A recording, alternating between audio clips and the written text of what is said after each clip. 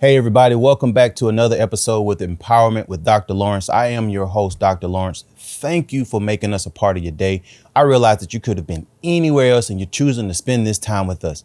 Well, listen, today we're going to be talking with Elizabeth Courville. She is the owner, the founder of Harvested Nutrition, and we're going to be talking about what role nutrition plays in performance, what role nutrition plays in our mental well-being, what role nutrition plays in just how we overall feel. So listen, this is one that you definitely want to take notes on. Get your pen and paper out. We're going to have a fun time. So I want to start off by welcoming you to the show. So welcome. How are you today? Thank you so much. I'm doing really well. Really excited to chat today. This is what I love to do. This is what you love to do. So we had the privilege of working with you on an event that we did a few months ago called Moms Matter. And one of the things that stood out to me was your passion. You said passion, and I see that. I know that from firsthand experience. When you got up to speak to those in attendance about the role that nutrition plays in our overall well-being, a lot of things resonated with me. So I'm excited to talk with you today about what that looks like. But let's just start with, what does nutrition mean to you? Yeah, I love that question. So my interest in nutrition started in my teen years in high school, and I think what sparked my interest was seeing like chronic disease prevalent in my community, within my family. Right. And so the wheels kind of started turning then. I think at the time, social media was new. Mm-hmm. And so like there was just a lot more access to nutrition information. And I started there just, kind of quote unquote doing my own research, finding books to read that were written by doctors, experts in nutrition. And eventually I decided, hey, like, this actually could be a career path. Yeah. I decided to go into majoring in dietetics. It was a hard decision. I actually noticed you have a 337 number. Yeah. So I'm from Lafayette, Louisiana. The Flats. Yes. And so at the time, the university there had cut their dietetics program. Mm-hmm. And so really my next best option would have been to go to LSU. I was lucky enough to get in, and it was an amazing program. And over the years, like throughout undergrad and then into graduate school, I think my specialty areas and interests started to kind of kick in, and like the things that were outside of general nutrition started to catch my eye in terms of performance nutrition. Okay. So what does that mean? Yeah. So, I mean, get to your question on what does nutrition mean to me. I think that the first thing that always comes to mind on that end is, and something I learned a lot in my schooling and my internship, is like eating enough is first and foremost, like the most important thing we can do with our nutrition. And when you say eating enough, what does that mean? Yeah. I mean, like being able to eat enough to meet your body's needs. Oh, okay. Yeah. Like food access, so many people struggle to just eat enough food, right? So that I think is like the biggest part of nutrition for me. And I think it like has to be for so many people. Like, how can we actually first eat enough before we have the opportunity to optimize things and to really get into the performance side of things? And I know we'll get into that later, but we should. So one of the things that jumps out at me, and I really started looking at this in a deeper manner after the pandemic, right? It's the notion of nutrition. We see at our clinic an increase in anxiety, and then you started seeing why, because the levels of anxiety that we see today are abnormal. We've never seen this in world history, and the research says that people are, we see increased levels of anxiety because of chronic stress that has a lot to do with money. We see an isolation component, and with the rise and adoption of social media and so forth. But the thing that stood out to me the most was what I call dopamine wars, and what that is our relationship with sleep, our relationship with the things that we put in our body. And today, when you hear nutrition and you hear, I go back to when in the 80s and 90s, there was an argument whether eggs were good or whether they're not good and so forth. It brings me to a question that I've been really anticipating asking you is, one, what is food? And two, what should we be eating? Because depending on what special interest groups are funding something, I don't feel like we really know. And when you came and spoke with our organization, the feedback that I got was, I didn't know this. I didn't know the portions. I didn't know what constituted food.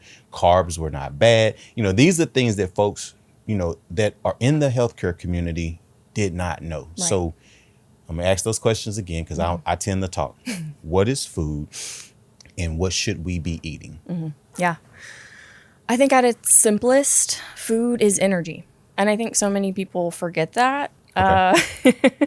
Everybody's walking around, oh, I'm so tired. Oh, I'm low energy. Oh, I have this afternoon crash. Well, have you eaten today? Did you skip breakfast? Okay. Did you eat lunch? Did you eat a snack in between those meals? What do they eat? Food is energy. So that's like, to me as a dietitian, food is energy. Food is energy. Right. Like calories is a measure of a unit of energy, right? Sure. Any food we consume that has a calorie in it contains energy. Now, what to eat? Great question. It's going to be different for every single person. And that, as a dietitian, is, I think, our biggest challenge is to take generalized nutrition recommendations that are evidence-based and individualize it to the person, because there is no one size fits all. True. Truly. So you mean, like, I remember at the gym a couple years back, I'm O positive, so I'm a blood type O positive, and I learned that there are certain things that I shouldn't eat. No alcohol. I don't drink. I gave up drinking almost 8 years ago, so no alcohol, bread, the things that I really enjoy, dairy. These are things that I had to cut out of my diet for me to get the most out of my workouts or just to overall feel better. So when you see, you're saying that we should have customizable nutrition. Okay. But the government and all the learning institutions put out the food pyramid. And I remember the food pyramid changed. We should have more proteins. We should have more, grains and so forth. What is a great baseline or just starting point for people? Because if I don't know, I don't know. And that can cost you. For sure. Yeah. I mean, the food pyramid has been not the standard for quite a while, like the original food pyramid. Like if you look at that thing, that's ancient.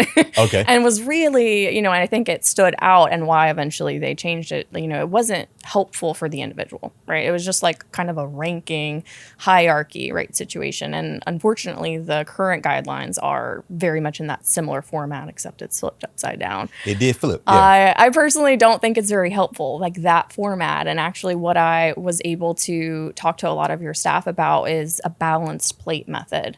So if we're able to check a couple boxes, we can feel good about what we're eating. Okay. So if we can make about half of our plate color, fruits, veggies, plants, things that have fiber, that is a great gold standard. And then the other half of our plate, we're going to divide that into 2 quarters, 1 quarter being carbohydrate foods, so grains, starchy vegetables, the other quarter of our plate being lean proteins, for the most part. Visually, that makes so much more sense for people to be able to portion their plate out and to be able to check off those boxes. Okay. Right? But we're so busy. So my day starts every day at 4. I get up, I pray, I read, I, plan out my day. I learned through a friend of mine in Chicago, Dr. Olga. She said that I consume too much coffee because I love coffee. And on your website, I saw that you love coffee. So that's amazing. But I love coffee. And she said, well, start your day with water. At least get a bottle of water before you have your coffee and get the engine started in your body. And I was like, okay. And I did that for a little while. Right. And I noticed the effects and I felt better. Right. But man, the mocha chocolate lattes are just amazing. We're busy in this fast-paced society, Absolutely. you know, we at my household, we can cook on the weekends because everybody's leaving. You know, I have a daughter that gets up and she likes to go work out, whether that's at home or she's walking around the neighborhood or she's going to the gym. I get up, you know, my first 3 hours are planned, and then I got to get out, you know, get to the office and so forth, or I have a conference call with someone in another part of the country, and the time variances are different, so I don't have time to eat. So how can somebody do the plate method when we're as busy as we are today? Like that's how, Yeah, like, how that's do we do that? real. Yeah. That's real. You're It's like, right. Absolutely. I mean, and that's one of the biggest barriers that I think the clients that I work with run into is, you know, yeah, we can have all this information, right? And everybody, even if they're not working with a dietitian, has access to lots of nutrition information, whether it's actually helpful, individualized, or that's scary though. evidence-based or not. That's Oh, it is. Chat But GPT says that I should have cookies. It's gonna agree it with you with is, everything. yeah. So when we think about being busy, that's where I always try to work with my clients. Like, how can we meet ourselves in the middle? Right? Because you mentioned some things about like fast food restaurants, like less than ideal, but Right. there's a middle ground in between you cooking from scratch and you eating fast food or takeout. There is convenience foods at the grocery store. There are things that are already chopped and prepped and cooked for you. Okay. Right? So that's usually my go-to for my busy people. Outsource some of your time when it comes to food. And that doesn't have to mean we're compromising on health. You know, if something's processed, right? Processed foods are all the rage right now in terms of, oh, well, this counts as ultra processed. We shouldn't be eating that. Like, there's all this lingo around processed foods. But at the end of the day, a piece of produce that is chopped up at the grocery store is a processed food. Right. So by the definition, yeah. it is okay to use some of those more processed foods or foods that are already taken a little bit of work out for you to be able to meet your needs. But what about, so I read something, just take bread.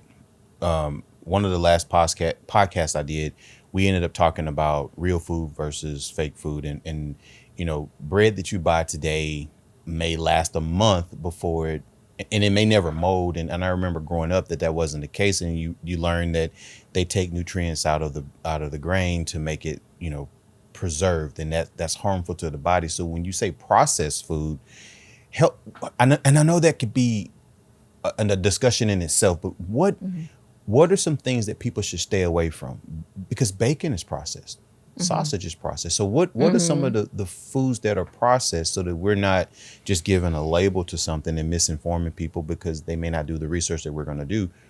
What are some of the processed foods that they should stay away from? Right. Yeah, I mean, this is an interesting question because, like, as a dietitian, I really believe that most foods can fit, and there really Okay. isn't anything that one person should completely stay away from unless they're allergic to it. Okay, that's fair. When it comes to processed foods and a person's health, right?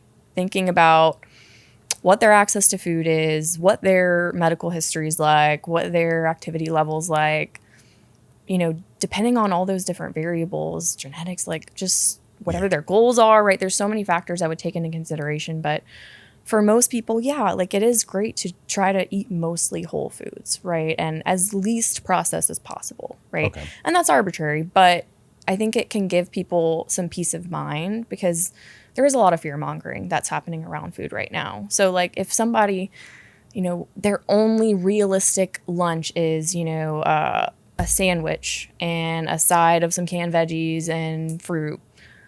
Like if that is the only way they're going to be able to eat lunch, that's all they can afford. It's going to help them to get to the gym later. Like, Right. hey, that's actually super helpful for them to be eating, right? If somebody has better access to food, maybe they can do something better, right? Something more whole grained, less processed. So there's the individualization, right? It is. So, all right. And in that, some of the things that I look at,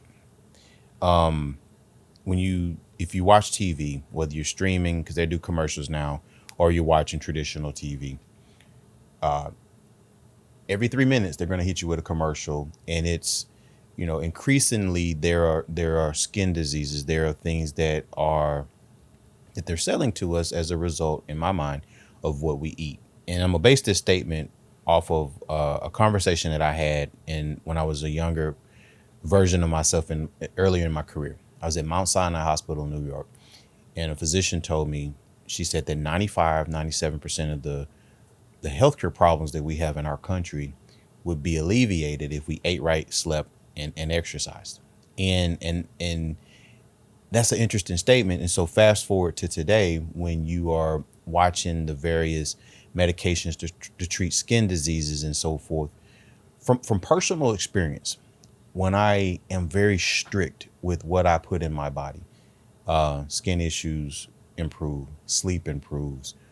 How do we, if we're going to shift to the lens of performance, just overall health performance, what are the foods? I mean, what are the parameters? Just not that you put it in food, but what are the parameters that we should be looking at in terms of just having a healthy baseline? Yeah. Yeah. Yeah. I mean, going back to the balanced plate method, if we're, let's say, working out 3 to 4 times a week, whether that's weightlifting, CrossFit, running, something endurance based, the recommendation is going to change a little bit. Sure. So for the average less active person, right, that balanced plate method where we have about half our plate color, quarter of our plate carbs, quarter of our plate protein, that's great for them, and that meets their needs on average. Right. For someone who's more highly active, what I recommend is a performance plate method. Oh. So we actually shift to half our plate carbohydrate sources, quarter Really? of our plate color, quarter of our plate protein. Because carbohydrates is your body's preferred energy source. Okay. And you're, of course, burning through more of that when you're more highly active. So that is like the easiest shift somebody can make if they're wanting to fuel their performance better. Like, just eat more carbohydrates. Now that's hard because carbohydrates are typically demonized in the society we live in. Now, there's different types of carbohydrates, and some are going to be better for you at certain points in the day, depending on when your workout is. But we have to undo that mindset that like carbohydrates are the devil. They're not. They're truly not. Like, that is just the science, like food science as a basic, getting enough macronutrients, right? The 3 macronutrients, everybody's counting macros, right? Carbs, proteins, fats. Out of all 3 of those, okay, we need the most carbohydrates. Really? Every single day. And that plays a part in brain health, though. Yes. Okay. So if we are, and I was a CrossFit guru. I love that. And it was for me, it was the challenge of, can I do this at this stage in my life? And then the community supports that. And, I know at the gym that I went to, there was an emphasis on like the Whole30, and you do see peaks in performance when you cut things and become clean. It brings me to a question though. So, and I'm gonna make this statement because I didn't quite know this. Where do sugars fit in the equation? Because when you say carbs, one's mind may go directly to sugars. It may, and I know most of the foods we eat will break down into a sugar, but what I'm talking about are the donuts that are dripping with the glaze. So where do sugars fit in a healthy diet? Yeah. Because it's in everything today. Right. Exactly. Yeah. When it comes to added sugar, we want to try to limit that to between 25 to 35 grams a day. If you can do less than that, that's great. And that's going to help to prevent dental caries. Well, how much is that? Just layman's terms, 25 that would grams. be, I mean, like visually, that might be like not a lot of a soda. Like, it's a regular soda. I mean, it's like sugar. Triple to quadruple that amount. So let's say, right, a soda. Okay. Maybe not going to fit within that parameter. But when we think about performance, with my athletes, with my endurance athletes, with my highly active people who are doing a lot of weight training, CrossFit, anything in those parameters, I personalize that range for them because simple sugars and sometimes added sugars can actually be helpful for performance. Really? They're super easy to digest, metabolize, and give you that quick energy. Like, as a runner, you want that.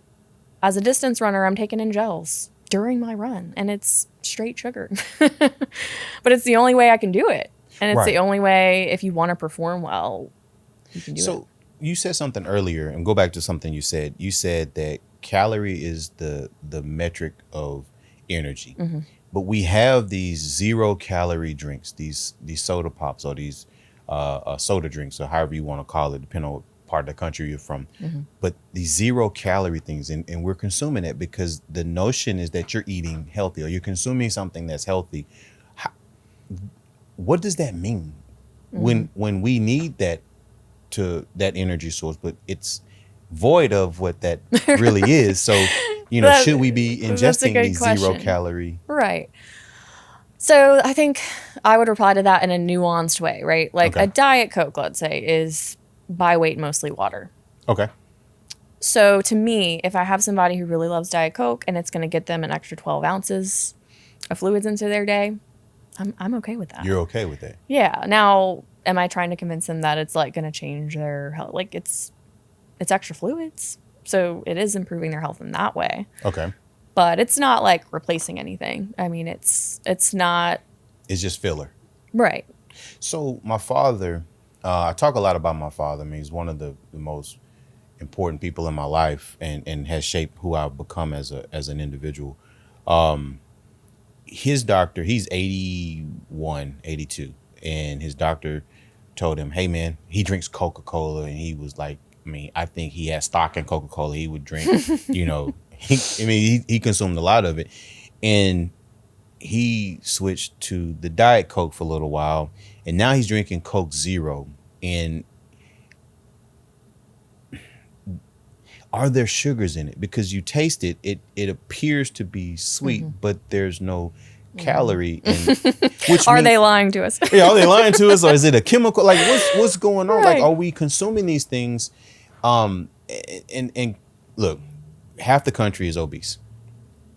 So the notion that we're opening the gym door is probably more a desire than a reality with most folks. So I want to be careful here.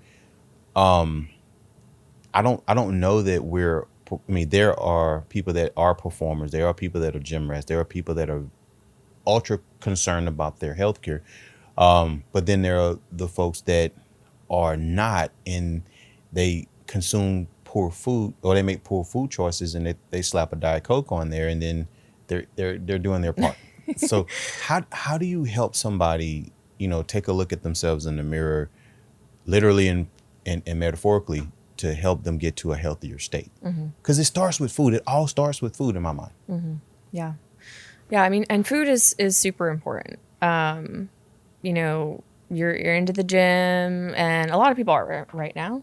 Like you said, there's a lot of people aren't, but food, I think there's some sort of saying or statistic that, like food is like this important in terms of percentage. And then like the gym is like, this smaller fraction. And maybe that's health related, or maybe that's, body weight related or aesthetics. But regardless, like food, right, we have to do it every single day. It's a non-negotiable. We have to make those choices every single day. And when we think about, again, food access, right? Maybe for that person, their first step to bettering their food choices is switching from regular Coke to Diet Coke. Okay. So that's a starting point, that could feel really empowering to them. True. So it could be a starting point. When we think about, if we're still thinking about performance, again, eating enough, trying to utilize that performance plate, that's a great shift to make. If you're not already eating 3 meals a day and a couple snacks as an active person, you might not be doing enough. What I see hurt high performing athletes and active people is not eating enough. Okay. It's often less that they're eating the wrong things, but they're not eating enough. And it's actually a hindrance to them being consistent in other health behaviors, like getting to the gym, right? If you're not eating enough energy, you're low on energy, you have low energy availability, you're not going to feel like getting out of bed and going to the gym. It's a demotivator. Exactly. So that's why I keep emphasizing, like, that is step one. Okay. Regardless of what your food access is, if you can start eating more food, that's step one. You Okay. can work on optimizing things, and whether that's working with a dietitian or not, like you can work on optimizing things after you get to that point where you're like eating enough to fuel your body's needs. So on social media, TikTok, Instagram, Facebook, you know, at the top of the year, we're gonna do the carnivore diet. We're gonna do the hard 75 hard. We're gonna do all these things, and or Atkins or all these different Fad diets. yeah, these fad diets. Where does that fit? Because here's the thing about the carnivore diet, and I've never done it, but I read up on it, and it violates what you're talking about with the healthy plate method. But if someone cuts weight, and a lot of the health conversation, it the undertone is weight loss, right? Where do these fad diets fit? Should they fit? Are they destructive? Because you're looking at it at a very essential, foundational level. But these things, they sell memberships, they sell community, Yeah. and that's not always healthy. But where do the fad diets fit? And is there one that is more useful than others in Right. your opinion? Yeah. So fad diets maybe can have their place Okay. because maybe somebody feels like they want to kind of jumpstart their habits or feel like they get this clean start. Okay. But none of them are sustainable. No. None. No. I've never heard anybody, and I've worked with so many clients who have done at least one, if not all, Most of them, the yeah. fad diets. Guilty.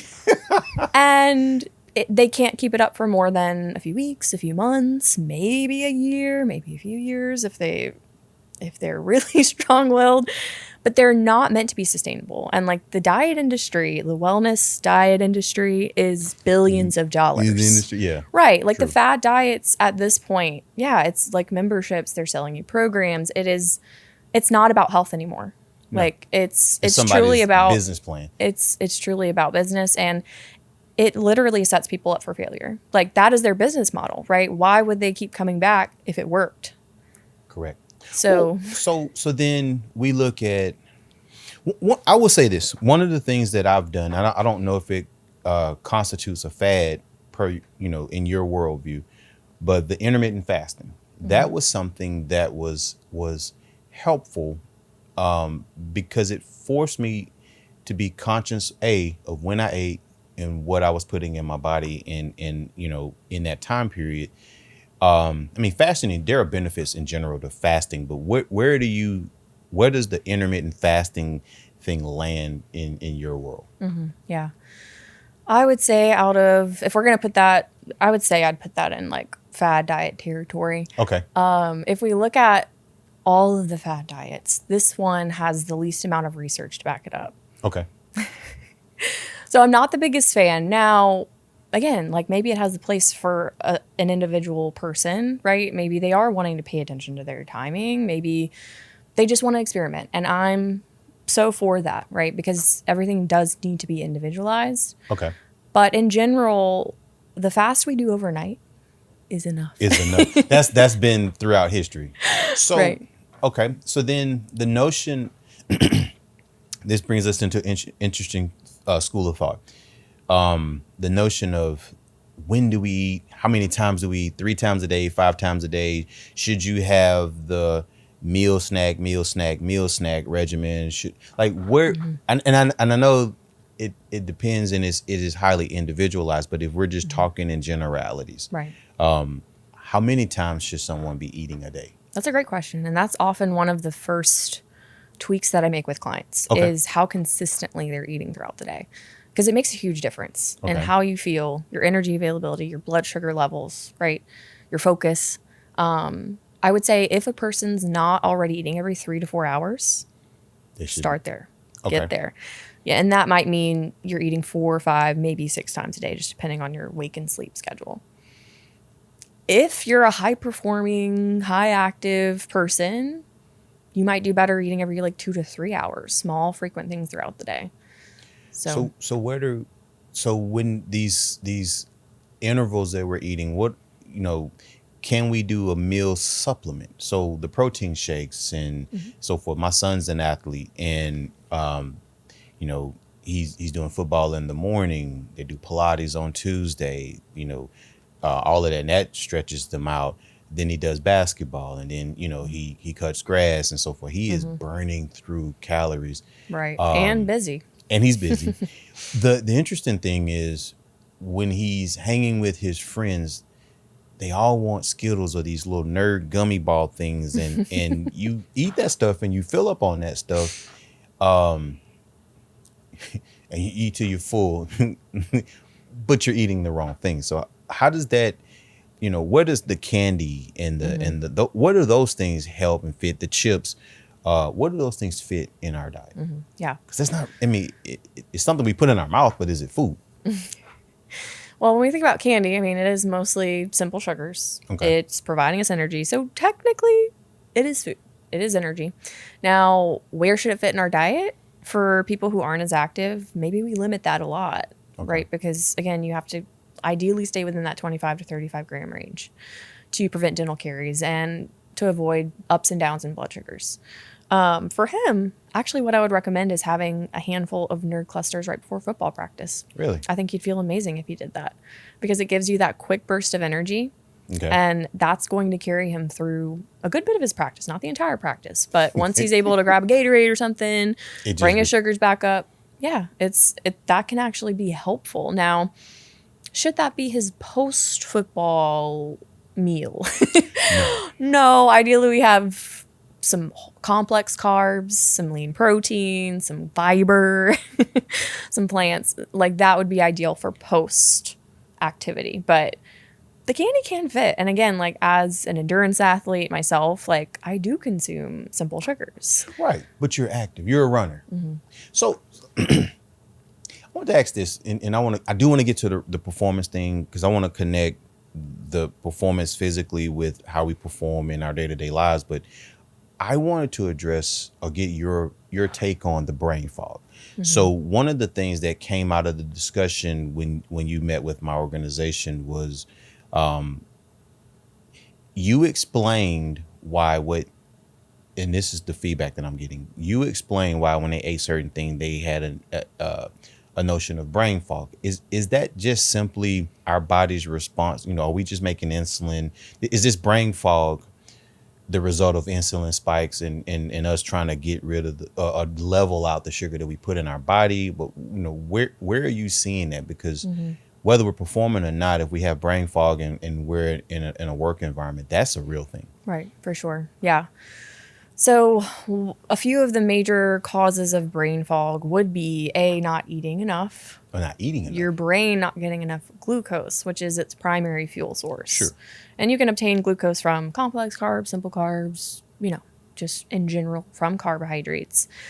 Not eating consistently enough, right? Let's say you have a solid breakfast. Okay, 5-6 hours passes. You're starting to feel the brain fog, starting to feel the crash. Okay. It makes sense. Your body every 3 to 4 hours needs that top off in energy. So, and that includes your brain. Okay. Again, glucose, primary brain fuel source. And then, so frequency, carbohydrate intakes, not eating enough. Like those are going to be some of your main reasons for. Now, depending on like if we're balancing our plate, kind of extending our energy levels, balancing our blood sugar levels with the lean proteins, with the fiber. If we're having mostly, let's say, simple carbs, right, a couple times a day, right? Like, let's say a donut for breakfast.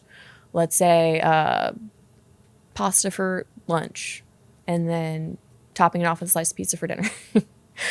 There's going to be so many highs and lows in your blood sugar level. And yes, that does impact your brain's ability to be able to focus, find clarity, and for it to just be able to function right.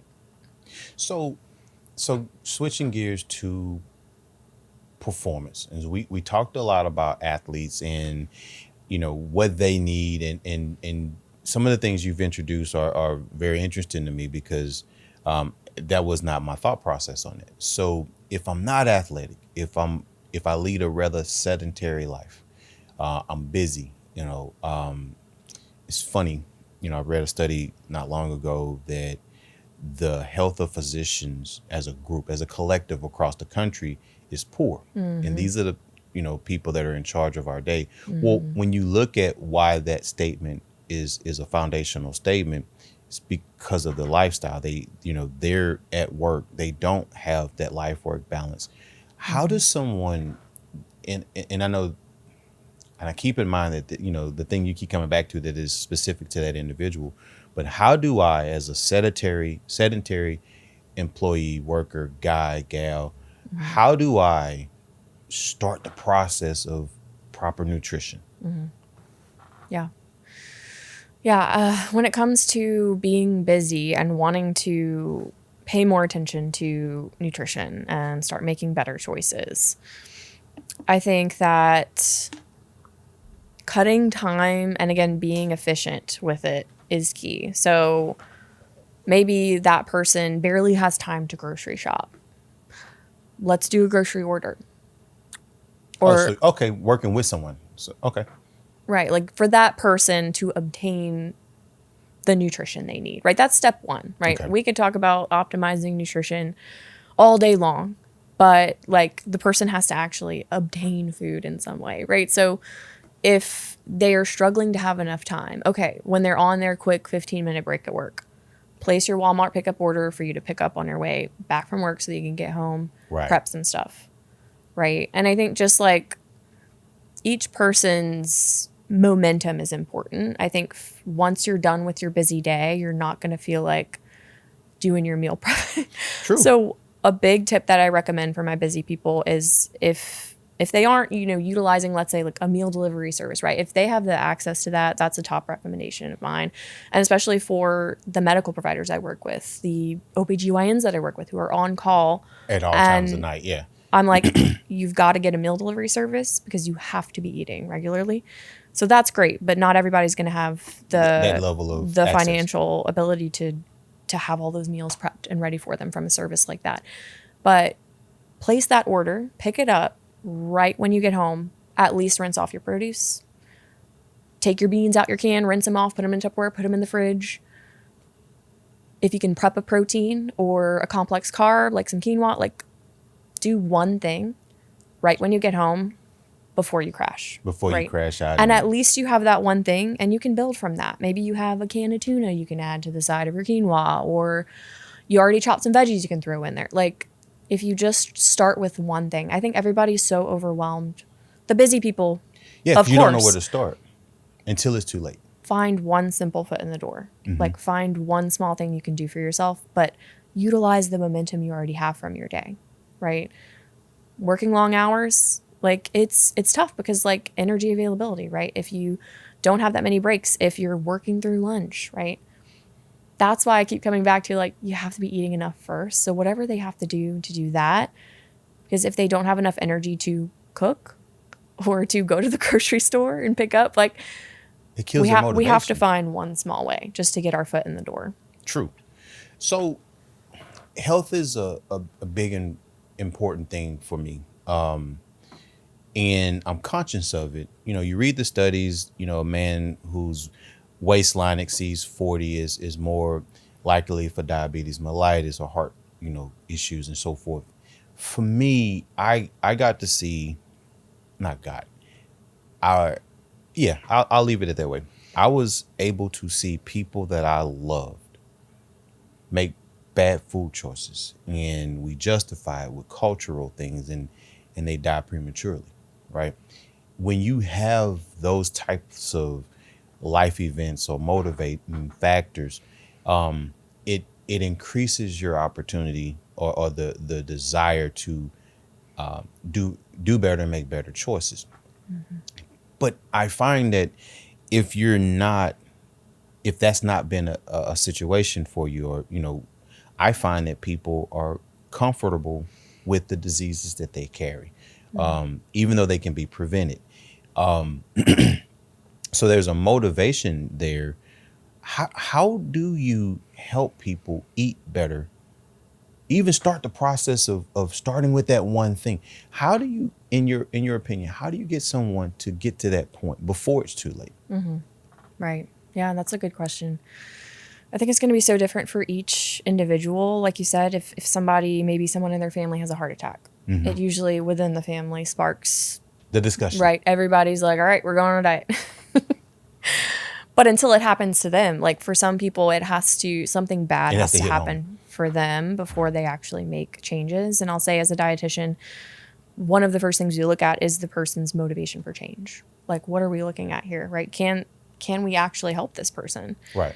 They have to have some sense of motivation for themselves, and everybody's source of motivation will be different. And, we can try to appeal to that as dietitians and as mental health providers. But it really comes down to that person. To whether and they want it. when we think about chronic disease, it is largely genetic. So I think for some people, the sense of lack of control It becomes overwhelming. can absolutely shut them down. So I try to empower if I have clients who have chronic diseases that has been in their family for generations, right? Like, look, okay, this was highly genetic. Maybe some factors, lifestyle factors did kind of turn these genetics on. We can prevent and manage things from getting worse. There's always a chance for that. Like with most chronic diseases, especially any that are turned on or off via nutrition, we have a chance, so trying to appeal to that and just being really real with clients about how big of a factor genetics does play in chronic disease. True. It's I think a lot of people don't realize that. And I do think a lot of lingo and messaging around nutrition, right, being the only thing, that has led to them getting diabetes. Food doesn't necessarily cause diabetes. It's highly genetic, but our lifestyle behaviors do turn on or off those genes. It doesn't. Well, so if you look at the trends, we're trending more as a society. The trend line is that we are more obese, that diabetes is, increasingly more common. When we were younger, I'm in my 40s, and I remember I made light of this on a podcast I was on a month or so ago. In the 70s, the people within and the TVs were big, and now the people are bigger and the TVs are smaller. I mean, there may be some environmental factors, there may be some genetic factors, but if you're eating donuts, pizza every day, pops, drinking alcohol, you're not exercising, you're not doing yourself any favors. You said something just a second ago. You said that, you have to assess what their motivation is. When do you pull back from a client? Mm-hmm. When do you pull back? Yeah. It usually is the client that pulls first. Really? Yeah. I mean, in the outpatient private practice setting, again, a lot of the people I work with aren't necessarily being forced to see me. Sometimes I'll get referrals from doctors' offices and clinics, but for the most part, the people who find me and want to work with me, they already have that motivation to change. They have the motivation. Gotcha. But, if someone is on the fence, they might pull back. They might just cancel their session and never come back, which is hard to see. But I think as a provider, I've had to not take that personally. Yeah, right? You got to make peace with it. And, sometimes people come back and maybe barriers came up, life challenges came up, and they find that motivation again and they come back. So yeah, I'm usually not the first to pull out. Like, I'm in it. When I work with someone, I always hope that they are in it at the level that I am, because I love what I do and I know how important all these things are, and I know how to adapt. Again, all of these recommendations that I have, I know how to adapt them so that they feel empowered and that they feel like these habits they're developing are sustainable. A lot of them may come from a history of fad dieting and just being on and off the train. Mm-hmm. We got to find that sustainability. And like, that is what I'd say is my specialty. Like, I am in it for the sustainability, and that is so empowering. No, right? It is. Because if a person, let's say, goes on a fad diet and loses 15 pounds and then goes right back off it, what was the point? What was the actual point? They wanted to be beach ready. They wanted They want to look good at the beach. Oh yeah, summer beach Summer bodies. beach body. But that didn't do anything for their health, really. What No, you did no. for a month, even if you lost weight, didn't really do anything for your health. So on your website, you talk about being a runner. You talk about, your journey. We just came out of talking about motivation. So what is your motivation to pursue this career, to pour your heart into that? For my staff to give the feedback, and for folks like my family and I, we're going to, meet with you individually. What is your motivation? Where did it come from? What was your launch point? Yeah. Again, I think my interest in nutrition started in high school. And again, that was a lot motivated in seeing a lot of surrounding family members in the community struggling with their health. And so Right. I felt a lot of empathy and well, what can we do to help? What do we have control over, right? And now that I am educated fully and have been practicing for almost 5 years, I realize that genetics is a big factor, but Sure. to empower a person, like the nutrition piece, right? To re-empower a person who has been struggling with a chronic disease, to say, hey, this is one controllable factor, and they can grasp that, and that reinvigorates the motivation. That is huge. For me, in my running journey, I started running loops around my parents' tiny little neighborhood when I was in high school, around the time I started finding interest in nutrition. And over the years throughout college, I would get in and out of running. I'd go into the gym, and then I'd have a season where I ran a lot, and it was kind of all over the place for a while. But I ran a couple of halves and a full marathon before I went into grad school. And at some point I realized I think I'm doing something wrong. What do you I mean? don't feel like I have the endurance that I want. Okay. So I really delved into performance research at that point, because I was like, I want to be better. And eventually it turned into, well, I want to help other runners feel like this, to actually feel the ability to run a full marathon and not bonk and not hit the wall, and to be able to progressively hit new PRs. I was like, all runners deserve this, but a lot of runners don't have access to performance nutrition information that is personalized to them. So it started off with the personal passion, and then I realized, hey, there's no running dietitians in my community. So I was like, I'm gonna fill this hole. I want to fill this hole. So a lot of it is just personal passion and experiences that led me to specializing in the things that I do now. So in accomplishing a goal, a lot of times it requires that you have a consultant, have a coach, have someone that's demonstrating the success in that area. And you saw where you didn't have it, and you became that. This is interesting. So running, I don't run today. I like the row machine. I ran 2 miles a day for the duration of my military career.